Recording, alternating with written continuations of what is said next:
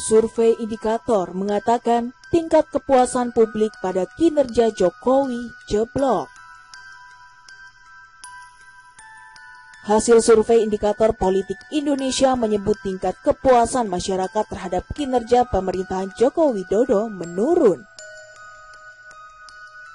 Kalau kami cek, meskipun masih puas terhadap kinerja presiden, tapi tingkat ketidakpuasan mengalami kenaikan, kata Direktur Eksekutif Indikator Politik Indonesia Burhanuddin Muhtadi dalam merilis indikator secara virtual Senin 8 Februari 2021.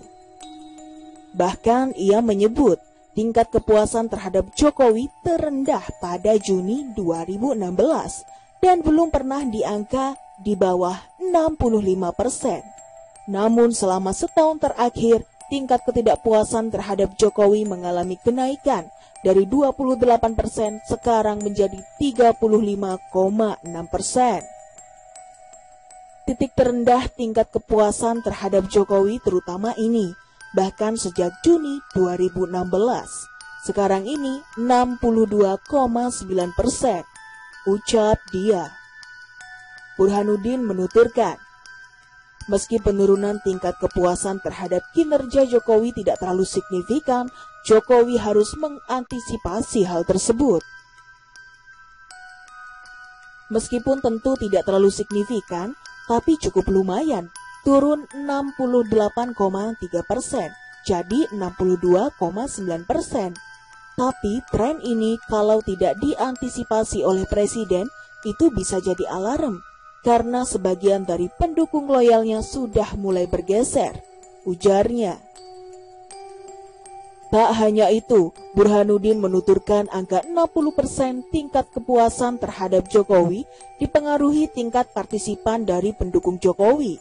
Sementara ketidakpuasan terhadap Jokowi berasal dari pendukung Prabowo Subianto. Kalau ada yang bertanya, kok masih 60%? Kami punya paper ini berkaitan dengan sikap partisipan. Jadi, salah satunya orang puas tidak puas itu ditentukan oleh pilihan di 2019.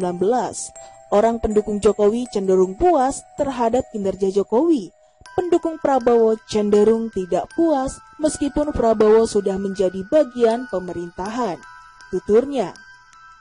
Survei indikator politik Indonesia tersebut digelar pada 1-3 Februari 2021 dan dilakukan melalui sambungan telepon terhadap 1.200 responden dipilih secara acak. Dalam survei tersebut, ukuran sampel 1.200 responden memiliki toleransi kesalahan atau margin of error sekitar kurang lebih 2,9% pada tingkat kepercayaan 95%. Adapun sampel berasal dari seluruh provinsi dan terdistribusi secara proporsional.